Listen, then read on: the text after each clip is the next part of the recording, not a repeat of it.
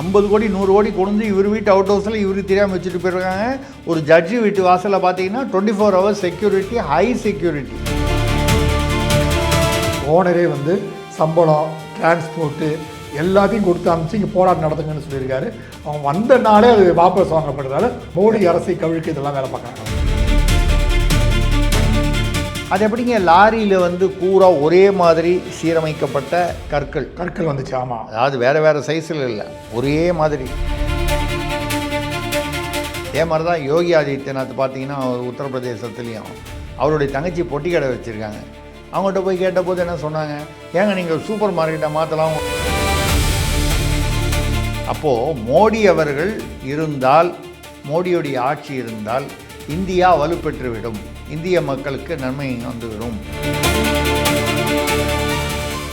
வணக்கம் நேயர்களே, Tamil Indian reporters நேயர்களுக்கு வணக்கம். இன்று நாம் சந்திக்க இருக்கின்ற சிறப்பு விருந்தினர் மூத்த பத்திரிகையாளர் திருசக்தி சுந்தராமன் அவர்கள். வணக்கம் சார். வணக்கம், சொல்லுங்கள் சார். இப்போது மோடி ஆட்சியில் வந்து தொடர்ந்து வந்து பல்வேறு இக்கட்டான சூழ்நிலை ஏற்படுத்தி கொண்டே இருக்கிறது மத்திய அரசு, எதிர்கட்சிகள். குறிப்பாக பார்த்து போனீங்கன்னா அந்த சிஜேபி இன்னும் கூட செய்தித்தாளில் பார்த்தோம். அதாவது துபாயிலேருந்து கிட்டத்தட்ட 23 பேர் வேலை வைத்திருந்த அந்த ஓனரே வந்து சம்பளம், டிரான்ஸ்போர்ட்டு எல்லாத்தையும் கொடுத்து அனுப்பிச்சு இங்கே போராட்டம் நடத்துங்கன்னு சொல்லியிருக்காரு. அவங்க வந்த நாளே அது வாபஸ் வாங்கப்படுறதால ஒரு செல்ஃபி எடுத்து போடுற மாத்திருபூமியில் வந்து ஒரு பெரிய செய்தியாக வந்திருக்கு. இது எப்படி சார் பார்க்குறீங்க? மோடி அரசை கவிழ்க்கு இதெல்லாம் வேலை பார்க்குறாங்களா? ஆமாம், அப்படி தான் நடந்திருக்குங்கிறது தெரியுது. முதல்ல வந்து பார்த்திங்கன்னா அந்த FCRA, அந்த வெளிநாட்டிலிருந்து பணம் வரக்கூடியது, கிட்டத்தட்ட மோடி ஆட்சிக்கு வந்து 2வது டேர்ம்லேயோ 3வது டேர்ம்லேயோ பார்த்திங்கன்னா அது வரைக்கும் 14,000 NGOஸை வந்து சந்தேகப்படக்கூடிய சூழ்நிலையில் இருக்கக்கூடிய அந்த NGOஸ் அவங்க மூலமாக பணம் இங்கே வருது. ஒன்று அது தீவிரவாதத்துக்கு போகுது, இல்லை மத மாற்றத்துக்கு போகுது அப்படிங்கிற வகையில் அதை அதில் தடை பண்ணார். அதுதான் அந்த சட்டில் வார்டு, அது இவங்கெல்லாம் அந்த அம்மாலாம் வந்து மாட்டுச்சு. நிறைய பேர் பெரிய பெரிய ஆட்கள், விஐபி ஆட்கள்லாம் மாட்டினாங்க. அந்த முன்னாள் பத்திரிகையாளர் அவர் என்ன பிரணாய் ராயா, அவர் மனைவி இவங்கெல்லாமும் மாட்டினதெல்லாம் அதில் தான்.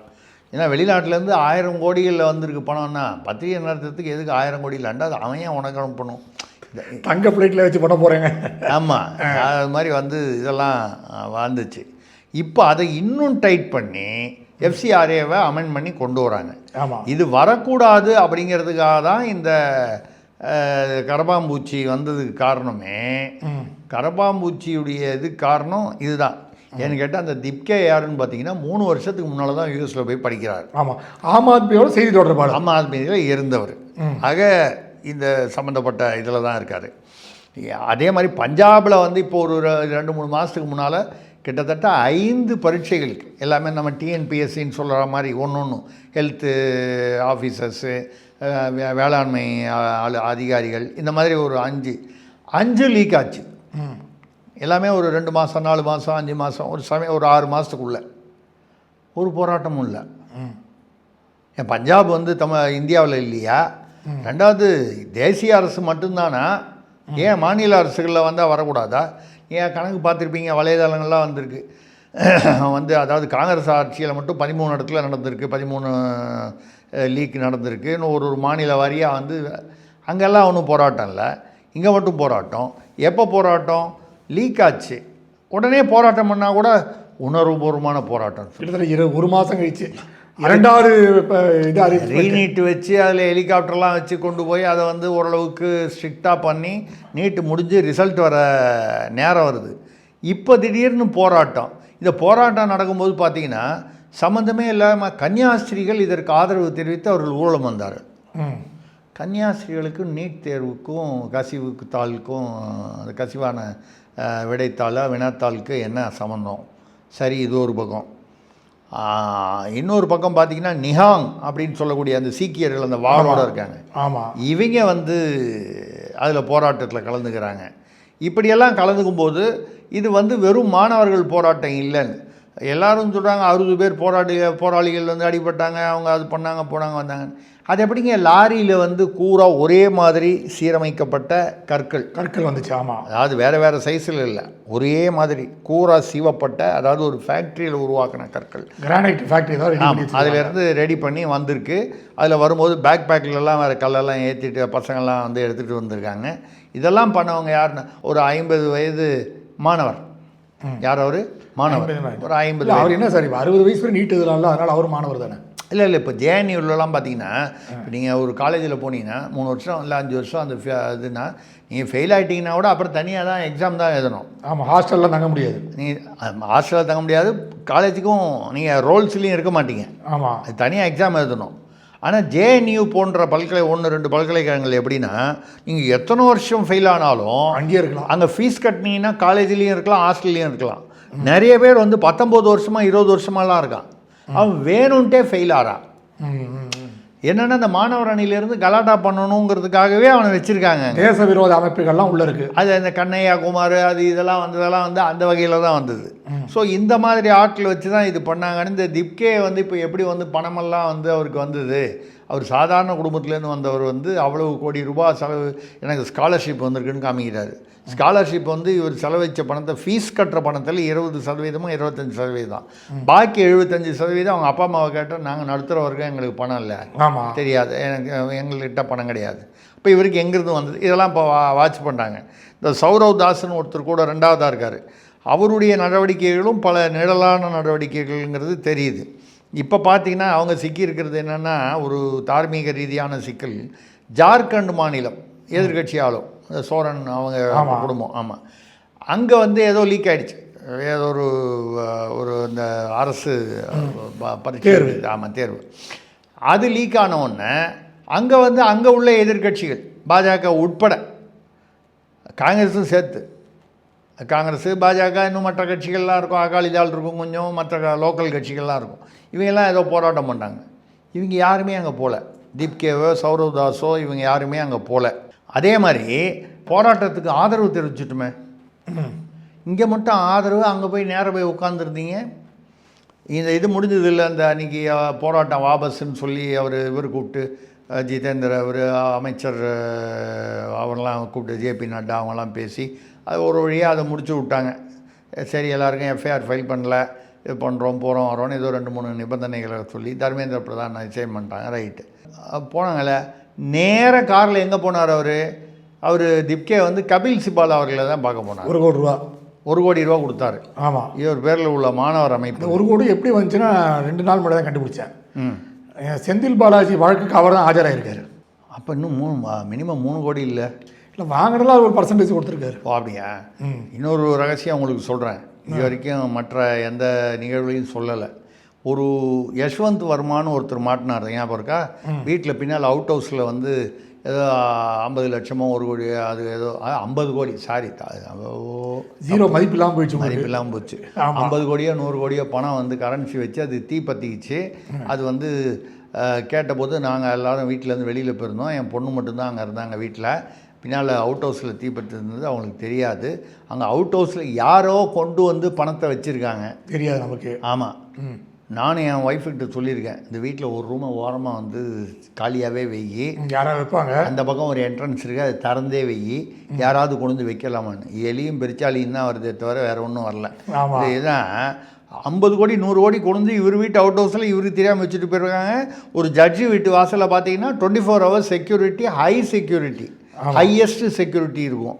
அப்படி இருக்கும்போது அவ்வளோ மீறி அன்றைக்கி அந்த தீப்பத்தி மறுநாளைக்கு பார்த்தீங்கன்னா அவங்க வீட்டு குடும்பங்களே வந்து இந்த தீப்பத்தி மிச்சம் கொஞ்சம் துண்டாக சாம்பலாக அந்த ரூபா நோட்டில் இருக்கும் பாருங்கள், காந்தியை கொளுத்திவிட்டாங்க. பாவம், என் வருத்தம் என்னென்னா சிரிச்சுக்கிட்டே இருந்தார் பாவம் காந்தி. நீங்கள் ரூபா நோட்டை வெளிச்சது பாருங்க, கவலைப்பட. ரூபா நோட்டு போனதை பற்றி இல்லை, காந்தி பாவம் கொளுத்திட்டாங்களே எனக்கு ரொம்ப வருத்தம்.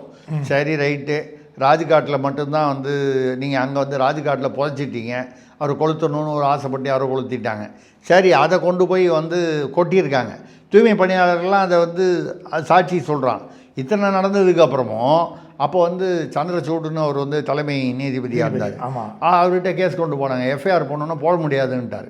அதுக்கப்புறம் அது இம்பீச்மெண்ட் வரைக்கும் போய் இம்பீச்மெண்ட் ஆறா மாதிரி ஒரு சுச்சுவேஷனில் பாராளுமன்றத்தில் அவர் ராஜினாமா பண்ணிட்டார். இதெல்லாம் ஏற்கனவே உங்களுக்கு தெரிஞ்ச கதை.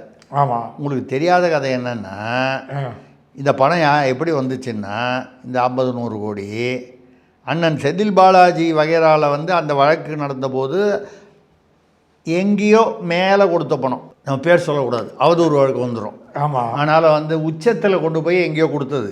இந்த உச்சம் என்ன பண்ணார், அப்பா எனக்கு வந்து சந்திரன் சரியில்லை, சந்திரன் சரியில்லைன்னா கிரகம் சரியில்லை, இடம் ஒரே சூடாக இருக்குது, சுற்றி வர அரசியல் சூடாக இருக்குது, இந்த சந்திரனும் சரியில்லை சூடும் சரியில்லை, அதனால் வந்து இந்த பணத்தை நீ கொஞ்சம் பத்திரமா வச்சுக்க, நான் கேட்கும்போது வாங்கிக்கிறேன்னு சொல்லி அவர் பணமாக, அது அவர் பணம்னா அதில் இவருக்கு ஏதாவது பங்கு இருக்கும், ஷேர் ஏதோ ஒரு இருக்கும், இல்லை ஒரு ஷேர் இருக்கும், இல்லை வந்து 20 கோடி 25 கோடி ஏதோ ஒரு கஸ்டடியாக வந்து வச்சுக்கிறேன்னா அது ஏங்க ஒரு ப்ரொஃபஷனல் சார்ஜ் இல்லையா? ஒரு பேங்க் லாக்கர்னா அதுக்கு வருஷம் ஃபீஸ் கட்ட மாட்டிங்களா? ஆமாம். 50 கோடியா 100 கோடியோ பத்திரமா வச்சுக்கணுன்னா அதுக்கு ஒரு பணம் கொடுக்க மாட்டாங்களா?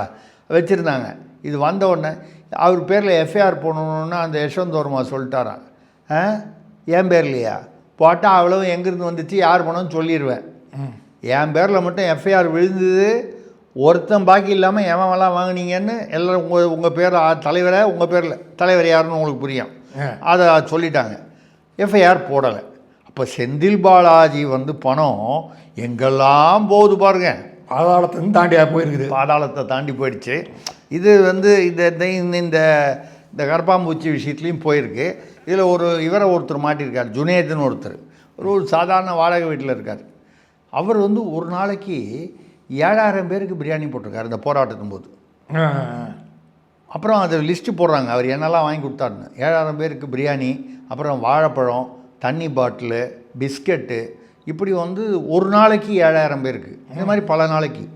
அது மட்டும் இல்லாமல் அவர் வந்து தைரியம் கொடுத்து, ஆடி வீட்டு ஏழை அவர் தான். ஆமாம், அவர் வந்து என்ன சொல்லியிருக்காருன்னா 60 நாள் வரைக்கும் கவலைப்படாதீங்க, போராட்டம் பண்ணுங்க, நீங்கள் 7000 பேருக்கு வந்து சாப்பாடு அது இதுனாலே உங்களுக்கு வந்து எவ்வளோ கோடி வரும்? ஆமாம். ஒரு சாப்பாடு ஒரு 200-300 ரூபா வச்சுங்க, அதுக்கப்புறம் மற்ற பிஸ்கட்டு தண்ணி அது இது எல்லாம் போக. அவர் செல்ஃபோன் ரிப்பேர் பண்ணுற வேறு சொல்லியிருந்தாங்களே சார், அவர் ஒரு நல்ல, ரொம்ப ஏழைங்க. ஆமாம், செல்ஃபோன் ரிப்பேர் பண்ணுற ஒரு கடை வச்சுருக்காரு, அதில் சம்பாதிச்ச பணம் தான் எவ்வளவும், அதெல்லாம் செலவு பண்ணி 60 நாளைக்கு பிரச்சனை இல்லை நான் பார்த்துக்கிறேன்ட்டார். அப்போ எவ்வளவு கோடிகள் அவருக்கு வந்து ஆல்ரெடி ப்ரொவைட் பண்ணி வச்சுருக்கணும் யாரோ, அந்த யாரோ யாருன்னு தெரியல. இப்போ அந்த ஜுனைது அவர் குடும்பம், அவர் சம்மந்தி, அவர் தம்பி யாரெல்லாம் பணமெல்லாம் எங்கெல்லாம் எது மூலமாக, ஏன்னா அது பணம் அவருக்கு வரும்போது ஒரே ரூட்டில் வரல, பல்வேறு என் சித்தப்பா பேரில் ஒன்று அனுப்புங்க, அப்புறம் என் மச்சான் ஒருத்தர் இருக்கான் அவன் பேரில் அனுப்புங்க, இப்படி தான் இதெல்லாம் இப்போ ஆராய்ச்சி பண்ணிகிட்ருக்காங்க. இல்லை ஒரு 15 வயது பெண் வந்து இந்த ருச்சிகாங்கிற பெண் வந்து கண்ணாமண்ணான்னு சும்மா இருந்து ஏற்றி விட்டு அந்த பொண்ணை பேச வச்சுட்டாங்க மோடிக்கு எதிராக ரொம்ப மோசமாக. அது ஒரு பெரிய வைரல் ஆகிடுச்சு. அதுக்கப்புறம் அது பெருசான ஒன்று அந்த பொண்ணு வந்து நான் தெரியாமல் பேசிட்டேன். அவரெல்லாம் மோடி வந்து என்ன பண்ணியிருக்காருன்னா, பிரதமர் என்ன பண்ணியிருக்காருன்னா, இது மாதிரி யாரெல்லாம் பேசுனாங்களோ அவங்களாம் மன்னிச்சு விட்டுருங்கன்னு வேறு பெருந்தன்மை இல்லை. அது வந்து அந்த ஒரு நாள் ராத்திரி அவர் என்ன பண்ணார், எந்த பத்திரிகையாளரையும் கூப்பிடல, யாரையும் கூப்பிடல. அந்த போராட்டம் நடக்கும்போது அவர் பாட்டில் ஒரு செல்ஃபோனை முன்னால் ஸ்டாண்டு போட்டு நிற்க வச்சுட்டு அதுக்கு முன்னால் அவர் வந்து கிட்டத்தட்ட 1 மணி நேரம் பேசினார். இந்த 1 மணி நேரம் பேசினது உலகத்திலேயே ஒரு ரெக்கார்டாக வைரலாக 24 ஹவர்ஸில் 1 கோடி பேர் பார்த்துருக்காங்க. அதுக்கப்புறம் மொத்தமாக பார்த்தீங்கன்னா 1.35 நம்ம பார்த்துருக்காங்க. அதுக்கப்புறம் 2 நாளில் ஒரே நாளில் 1 கோடி பார்த்தது இது ஒரு பெரிய 10 மில்லியன்னு சொல்லக்கூடிய வந்தது. அதுடைய இம்பேக்டாக அதில் சொன்னாங்க வந்து மாணவர்கள் இளைஞர்கள்லாம் மன்னிச்சிடறோம், தவறு செய்தவர்கள் புரியாமல் செஞ்சுட்டாங்க, முழுக்காக தான் நாங்கள் எல்லாம் நல்லது பண்ணுறோம் அப்படின்னு சொல்லி எல்லாம் பேச வேண்டியதாக பேசு. அந்த இதில் வந்து அதுக்கப்புறம் அந்த பெண் வந்து என்னையும் மன்னிக்கக்கூடாதா அப்படின்னு கேட்டு எஃப்ஐஆர் போடதானது இன்றைக்கி காலையில் தகவல் வந்துருச்சு. பிரதமர் அலுவலகத்துலேருந்து வந்த இன்ஸ்ட்ரக்ஷனால் அந்த பெண் மீது வந்து எஃப்ஐஆர் வேண்டாம், 15 வயது பெண் அப்படின்னு சொல்லி அந்த பெண் வந்து அவங்க பெற்றோர் வந்து மோடி அவர்கள் எங்கள் மகளை தத்தெடுத்து வளர்த்து அவரை நல்வழிப்படுத்தும்படி கேட்டுக்கொள்கிறேன்.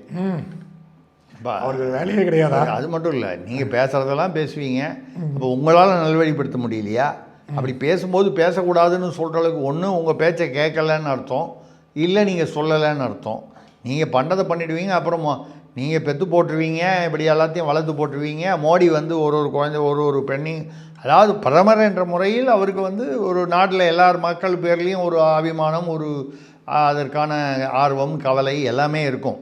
ஆனால் அவர் தான் என்னமோ தத்தெடுத்து வளர்க்கணும்னு, இது என்ன அராஜகமாக இல்லை? இடத்தெல்லாம் திட்டுவீங்க, அப்புறம் கேட்டால் தத்தெடுத்து வளர்க்கணும்னு சொல்லி இதை வந்து பண்ணியிருக்காங்க. இப்போ அந்த ஜார்க்கண்டில் வந்து இவங்க வந்து மாட்டிக்கிட்டு இருக்காங்க. இதில் முக்கியமான கவனிக்க வேண்டியது பார்த்தீங்கன்னா, இந்த கோர்ட்டுக்கு போகும்போது இது கூடாது அது கூடாது எல்லாத்தையும் எஃப்ஐஆர்லாம் க்ளோஸ் பண்ணணும்னு போனாங்க. இந்த போலீஸில் 115 பேர் அடிபட்டான் பாருங்கள். ஆமாம். அதில் ரத்த காயம் எல்லாரும், அதில் 7-8 பேரும் என்னமோ வந்து உயர் அதிகாரிகள். பெண்கள் வேலை அதிகமான பெண்கள் மேலே தாக்குதல் நடந்திருக்கு. ஒரு கமாண்டாவை வந்து ஒரு 10-20 பேர் சேர்ந்து நெஞ்சில் மிதிச்சுலாம் பண்ணியிருக்காங்க. வீடியோலேயே வருது. அவங்க பேரில் வந்து யார் அதை செய்தார்களோ அவன் மாணவனாகவே இருக்கட்டும், இளைஞராகவே இருக்கட்டும், ஒரு ஆள் 50 வயசில் ஒரு ஒரு ஒரு தொப்பி வச்சுருக்காரு, தாடி வச்சுருக்காரு அப்படின்னா உங்களுக்கு புரியும். அவர் வந்து பெட்ரோல் டேங்க்குள்ளே தீக்குச்சி போடுறாரு. போலீஸ்காரன் வந்து ஒருத்தன் தடுக்கிறான், அவனை பிடிச்சி தூக்கி தள்ளி விட்டுட்டு போடுறாரு.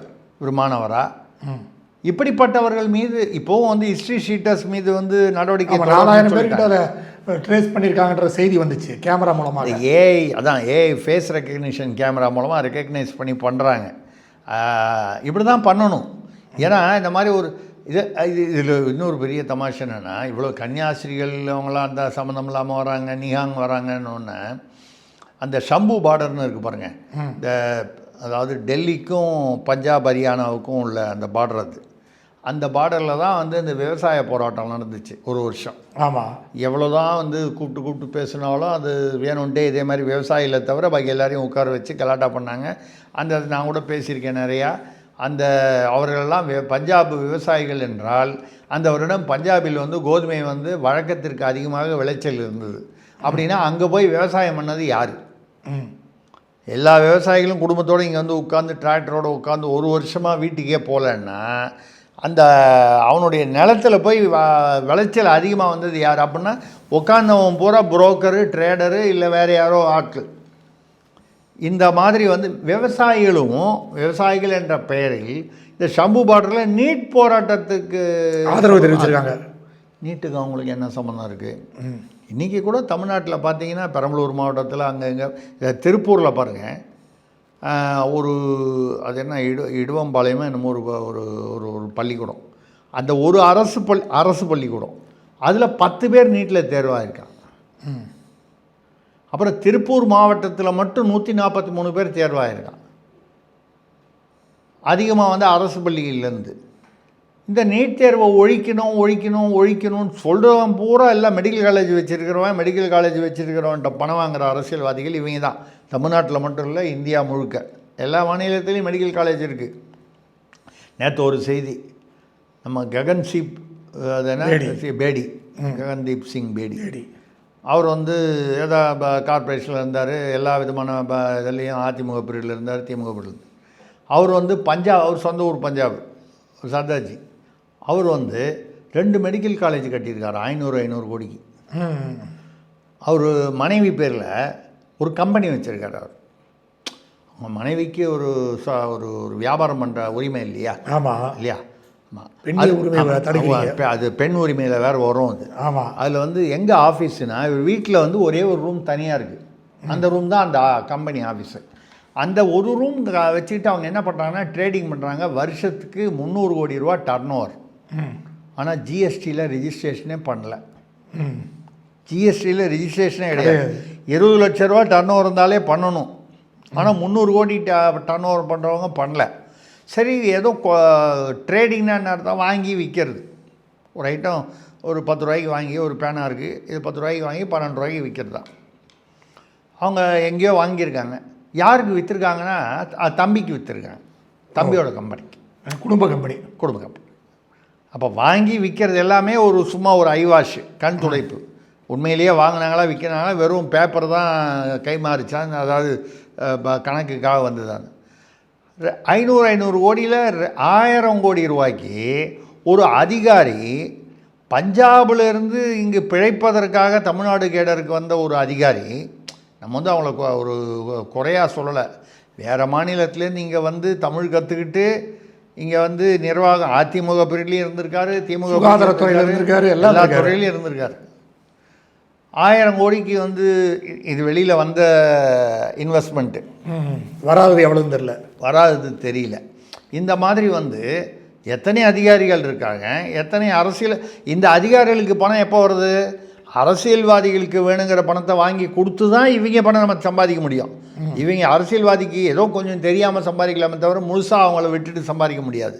இப்படிப்பட்ட சூழ்நிலையில் இருக்கக்கூடிய லஞ்ச லாவண்யத்தில் நீங்கள் இந்த நீட் தேர்வில் வந்து ஏன் வந்து எல்லோரும் போராடுறாங்கன்னா இவங்க எல்லாம் 3000 கோடி. இப்போது இன்னொரு விஷயம் பார்த்தீங்கன்னா, மோடி அவர்கள் பிரதமர் வந்து எக்கச்சக்கமான இக்கட்டான சூழல், ஒன்று விவசாய போராட்டம், அப்புறம் நீட்டு பிரச்சனை, கொரோனா, இது மாதிரி பல்வேறு விஷயங்கள் இருந்திருக்கு. பட் இதெல்லாம் மீறி அவர் வந்து வலுவாக இந்தியாவை வழிநடத்தி கொண்டிருக்கின்றார். இது எப்படி பார்க்குறீங்க சார் இந்த விஷயத்தை? மோடி என்பவர் இதை சொன்னால் உடனே நம்மளை சங்கின்னு சொல்லுவாங்க. நான் அதை பற்றி வருத்தப்படுறதில்லை. உண்மையாக சொல்கிறேன். அது மட்டும் இல்லை, ஆமாம் நான் சங்கி. ஏன்னு கேட்டால் சங்கத்தமிழ், நம்ம சங்கத்தமிழ் இலக்கியத்தில் என்ன சொல்லுது? சங்கம்னா சங்கி என்றால் நண்பன் என்று அர்த்தம், சங்கம் என்றால் நண்பர்களுடைய வட்டம் என்று அர்த்தம். அப்போ நான் வந்து நல்லவர்களுக்கு நண்பன், அப்போ சங்கி. கரெக்டு இல்லை? ஏன்னா மோடி எதுக்காக இந்தியாவிற்கு கிடைத்த வாராது வந்த மாமணி. அவர் குடும்பத்தில் வந்து இப்போ கூட சுற்றிக்கிட்டே இருக்கிறது வலைதளத்தில். அவருடைய தம்பி தங்க உங்கள் லிஸ்டெல்லாம் பார்த்திங்கன்னா ஒரு 6-7 பேர். எங்கேயோ ஆட்டோ ரிப்பேர் கடை வச்சுருக்காங்க, பிளாட்ஃபாரத்தில் அந்த கடை வச்சுருக்காங்க, இது வச்சுருக்காங்க, அது வச்சுருக்காங்க. ஒருத்தராவது வந்து மிடில் கிளாஸ்ன்னு சொல்கிற அளவுக்கு கூட இல்லை. நம்ம ஒரு சாதாரண நடுத்தர வர்க்கம்னு சொல்லுவோம் மிடில் கிளாஸ்ன்னு, அதில்லை, அதுக்கும் கீழே இருக்காங்க.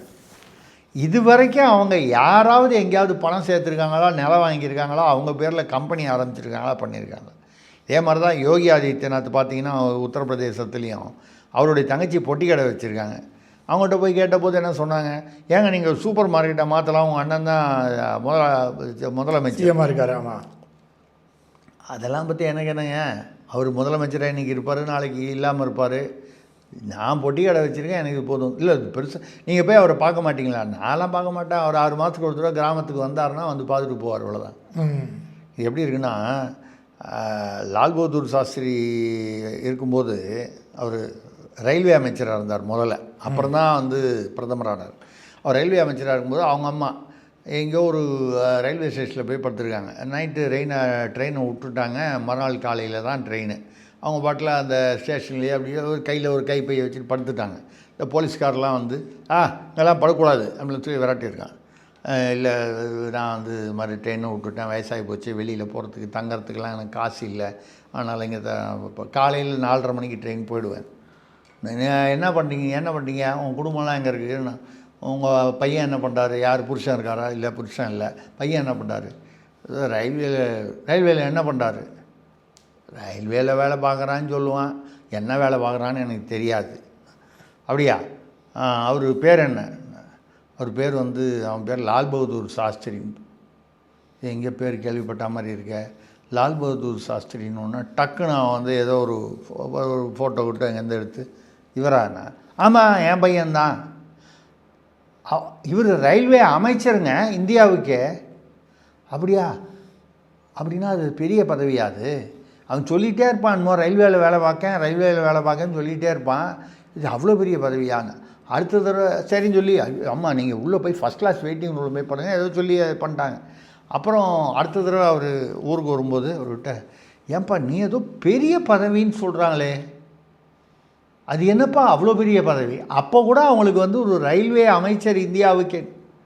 இதே மாதிரி மோடி அவர்களுடைய சகோதரி அவர்களும் இதே ஒரு தடவை ட்ரெயினில் கிட்டத்தட்ட இதே மாதிரி இருந்து போலீஸ்காரர் வந்து துரத்த வந்து சொல்லும்போது அப்புறம் எழுப்பி யார் என்ன உடனே கேட்பாங்கல்ல, ஐடென்டிட்டி கார்டு என்ன ஏதுன்னு கேட்பாங்க. கேட்டபோது அப்புறம் தான் மேலே விசாரிக்கும்போது தான் பிரதமர், அவர் இந்தியாவோட பிரதமர், அவருடைய தங்கச்சி சகோதரி அப்படின்னு தெரியுது. அம்மா நீங்கள் வந்து இங்கே படுக்கலாமா, நீங்கள் ஃபஸ்ட் கிளாஸில், இங்கே நல்லா தான் காற்று வருது, ஒன்றும் பிரச்சனை இல்லை, ட்ரெயின் வந்தோன்னு ஏறிடுவேன், நான் பாட்டில் உள்ளே போய் படுத்துருந்தேன்னா ட்ரெயின் போயிடுச்சுன்னா கஷ்டம். இப்படிப்பட்ட ஒரு அரசியல்வாதி இந்தியாவில் வந்து இன்றைக்கி வந்து வெகு சிலர் கைவிட்டு விரல் விட்டு எண்ணக்கூடிய அளவில் தான் இருக்காங்க. அதுவும் பிஜேபி ஆர்எஸ்எஸ் பேக்ரவுண்டில் இருக்காங்க. நீங்கள் திருப்பி சொல்லப்போனால் வந்து அதனால் நம்ம சொல்கிறது வந்து பிஜேபியில் இருக்கிறவங்க எல்லாருமே அப்பழு கட்டுறவர்கள், நம்ம அப்படிலாம் ஒன்றும் பேசலை. எல்லா இடத்துலையும் இருக்கா மாதிரி அங்கேயும் வந்து சில பேர் ஊழல்வாதிகள் இருக்கிறார்கள். ஆனால் இது நேர்மையானவர்கள் வந்து இதை விட்டுட்டு வெளியில் எங்கேயாவது இருக்காங்களான்னு பார்த்தீங்கன்னா ரொம்ப அபூர்வம். கம்யூனிஸ்ட் கட்சியில் நல்லகண்ணு இருந்தார், ஐயா நல்லகண்ணு இறந்து போனார் 100 வயசு. இது அவர் பார்த்தீங்கன்னா அவர் வேட்டி சட்டையை அவரே துவச்சிக்கிட்டு ஒரு ரூமில் வந்து இந்த புஸ்தகம் மூக்கு கண்ணாடி இதை தவிர வேறு ஒன்றும் அவருக்கு ஒன்றும் சொத்து கிடையாது இருந்தார். ஆனால் இன்றைக்கி மற்ற கம்யூனிஸ்ட்டுகள், அவருடைய கட்சியை சேர்ந்த கம்யூனிஸ்ட்டுகள்லாம் என்ன ஏது எந்த கார் வச்சுருக்காங்க போயிருக்காங்க வராங்கன்னு. ஆனால் நம்ம நாட்டில் என்ன கஷ்டம், கோயம்புத்தூரில் 2019 நல்லகண்ணு ஐயா அவர்கள் வந்து பாராளுமன்றத்துக்கு நின்னார், வெறும் 2000 ஓட்டு வாங்கி டெபாசிட் இழந்தார். இதுதான் இதை நம்ம வந்து யதார்த்தமான அரசியல். இதில் வந்து மோடி மாதிரியோ யோகி மாதிரியோ இன்னும் பல அந்த காலத்தில் லால் பகதூர் சாஸ்திரி மாதிரியோ எத்தனையோ, எங்கேயோ அரியலூர்னு ஒரு இடம் இருக்குது, அது எங்கே இருக்குன்னே அவருக்கு தெரியாது, அங்கே ஒரு ரயில் விபத்து நடந்ததுன்னு சொல்லி தார்மீக பொறுப்பேற்று அங்கே ராஜினாமா பண்ணார். ஆமாம், இங்கே வந்து ஏதாவது ஒன்று கேட்டால் அதிகாரி பண்ணால் அதுக்கு அமைச்சர் நான் என்ன பண்ணுறதுன்னு கேள்வி கேட்குறான். இன்றைக்கி உள்ள நம்ம தமிழ்நாட்டில் எந்த கட்சியாக இருந்தாலும் பொதுவாக அப்படி இருக்கும்பொழுது இப்போ அந்த ஜுனைது, இப்போ நம்ம அந்த இதுக்கு வர்றோம், அந்த திப்கே அந்த விவகாரத்துக்கு பார்த்தீங்கன்னா, இந்த திப்கே சௌரவ் தாஸ்லாம் என்னமோ இன்றைக்கி வந்து ஒரு பெரிய போராட்டம் பண்ணி நம்ம வந்து வெற்றி பெற்றுட்டோம்னு நினச்சா, இவங்களுக்கு பின்னால் நிழல் போல் உளவுத்துறை தொடர்ந்து கொண்டிருக்கிறது. இவங்க எப்படி பணம் வந்துச்சு, எப்படி போய் படிக்கிறாங்க, யாருக்கிட்டேருந்து பணம் வந்துச்சு, யார் இவ்வளவு பணம் கொடுத்து இந்த போராட்டத்தை நடத்தி வைத்தது, வெளிநாட்டு சக்திகள் 2.05 crores ஃபாலோயர்ஸு, இதில் 75-80 லட்சம் பேர் பாகிஸ்தானில் இருக்கான், பங்களாதேஷ் இருக்கான், பங்களாதேஷில் 35-40 லட்சமாக இருக்கான். பங்களாதேஷ்லேயும் பாகிஸ்தான்லேயும் இருக்கிறவன் கரப்பாம்பூச்சி ஜனதா கட்சின்னு இந்தியாவில் கட்சி ஆரம்பித்து ஓட்டா போட போகிறான், உள்ளே வர முடியாது அவனால். அப்போ இது வந்து ஒரு ஒரு பம்மாத்து, ஒரு ஏமாற்று வேலை. இதில் அவங்களாம் சேர்ந்து இதை ஒரு பெருசு பண்ணி இதுக்கு ஒரு பூதாகரமாக காமிச்சு ஒரு பெரிய ஒரு கலவரத்தை உண்டாக்கி மோடி ஆட்சியை மோடி அவர் அந்த அந்த நீட் தேர்வுக்கு நீட் தேர்வு எதிராக பேசிய பிரயோஜனம் இல்லை. 28 மாநிலம் இந்தியாவில், 8 யூனியன் பிரதேசம், இதில் தமிழ்நாடு, கர்நாடகா, வெஸ்ட் பெங்கால் 3 தவிர பாக்கி எல்லாமே காங்கிரஸ் ஆளும் மாநிலங்கள் உட்பட ஏற்றுக்கொண்டு விட்டார்கள். 8 யூனியன் பிரதேசமும் ஏற்றுக்கொண்டு விட்டார்கள்.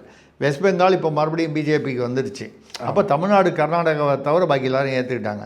உச்ச நீதிமன்றம் 5 பேர் அமர்வு தெளிவாக சொல்லிடுச்சு, சும்மா இனிமேல் வராதிங்க, நீட் தேர்வு செல்லும்னு சொல்லிடுச்சு. வினாத்தாள் கசிவெல்லாம் வந்ததுனால் நடவடிக்கை எடுங்க, அதில் கேட்குறதுல நியாயம்தான், தப்பு ஒன்றும் இல்லை. ஆனால் இதே மாதிரி இந்தியா பூரா பல மாநிலங்களில் நடந்திருக்கு, எல்லாத்தையும் வந்து ஒரே அளவுகோலில் பார்க்கணுங்கிறத நம்ம சொல்கிறோம். அதுக்காக அங்கே விட்டுட்டாங்கன்றதெல்லாம் நீங்களும் விட்டுருங்கன்னு சொல்லலை, இங்கேயும் டைட் பண்ணுங்கள் அங்கெல்லாமும் டைட் பண்ணுங்கன்னு சொல்கிறோம். அந்த மாதிரி ஒரு ஆட்சி நடக்கும்பொழுது இதை எப்படியாவது கவிழ்க்க வேண்டும் என்பது அந்நிய சதி. வெளிநாட்டிலிருந்து பாகிஸ்தான் உதவுது, சீனா உதவுது, பங்களாதேஷ் உதவுது, அதுக்கப்புறம் அமெரிக்காவிலேருந்து உதவி வருது. அமெரிக்காவை பற்றி தெரியும், வேறு ஒருத்தன் வளர்ந்தான்னா அவங்க அமெரிக்காவுக்கு பொறுக்காது. அந்த அந்த அந்த நாட்டை எப்படியா ஒன்றும் இல்லைன்னா ஈராக்கில் சதாம் ஹுசேனை சொன்ன மாதிரி அங்கே வந்து அவர் பயாலாஜிக்கல் வெப்பன்ஸ் வச்சுருக்காருன்னு சொல்லி அது வந்து போட்டு தள்ளிட்டாங்க.